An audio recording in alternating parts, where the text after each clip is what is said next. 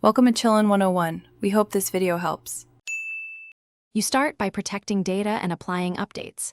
Back up crucial files, then run Windows Update and update drivers so the system has the latest fixes.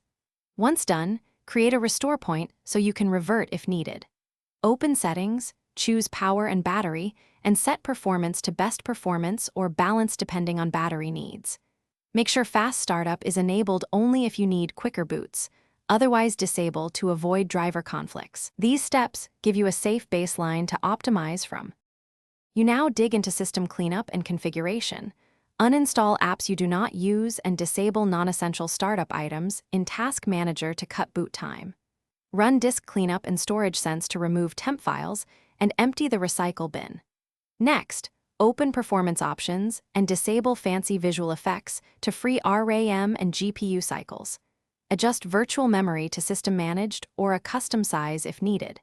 If you have an SSD, update its firmware and ensure trim is enabled so storage stays fast.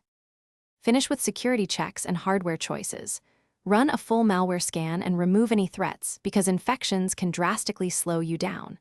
If performance still lags, consider hardware upgrades, add RAM for multitasking, or move to an NVMe SSD for much faster storage.